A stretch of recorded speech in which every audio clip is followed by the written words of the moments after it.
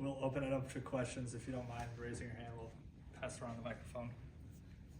How good does it feel be back home hosting Elite Eight, having this team there, especially after last year's disappointment?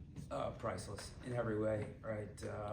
The benchmark that Mark Krikorian created was Thanksgiving at his house on Thursday and a Friday home Elite Eight game. And we were able to do that. We were able to do that in my first 2 years here. And then the way last year played out was gut-wrenching. And we had to chew on that for a year. And then obviously we thought that if we were fortunate enough to be at this stage, we'd be going to South Bend this week. And so to be back home in sunny, beautiful, warmer Florida, and then playing in front of our amazing fans it's literally priceless.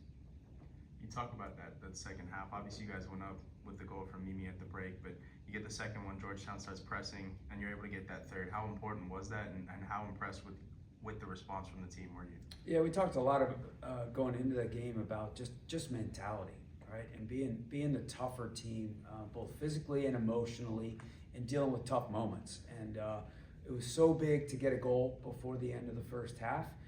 That sets a tone going into the locker room.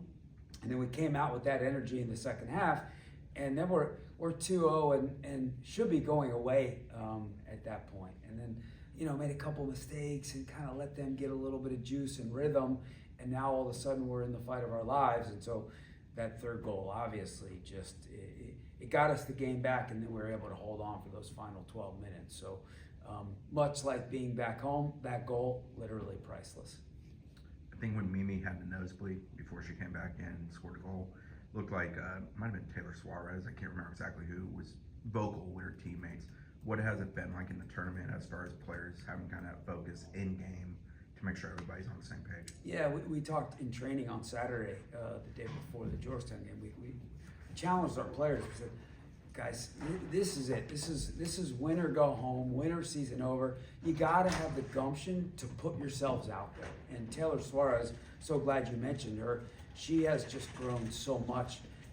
Yes, on the field, so impactful, but just in her own self-confidence and willingness to put herself out there. And so that's a tough moment. Mimi Van Zanten, very important player for us, has to leave the game. And so who's going to galvanize our team? Who's going to lead our group? Who's going to lead our team? And so it's moments and plays and situations like that that championship teams need. What has allowed Ohio State to get to this point? Yeah, they're that team that, and you see it in all sports, right? It's kind of like, I remember the story of VCU men's basketball. I don't know what year that was. It was a long time ago. They didn't watch the selection show together. And I think Ohio State knew they were in the tournament, right? But there was probably a little bit of doubt, right? They were, I think, mid-30s, maybe RPI, maybe high 30s, I don't remember. And they got in, and it's almost like a little bit of free soccer. And they go feeling little pressure at Georgia. And then obviously they go to Notre Dame, and Notre Dame, I don't know who was the overall #1 seed. It was either Notre Dame or Stanford, and they knocked them off. And they defended at a very high level. They gave up their first goal in the NCAA tournament in very late stages of their Baylor game. They've only given up 12 goals in 21 games. So they're very organized.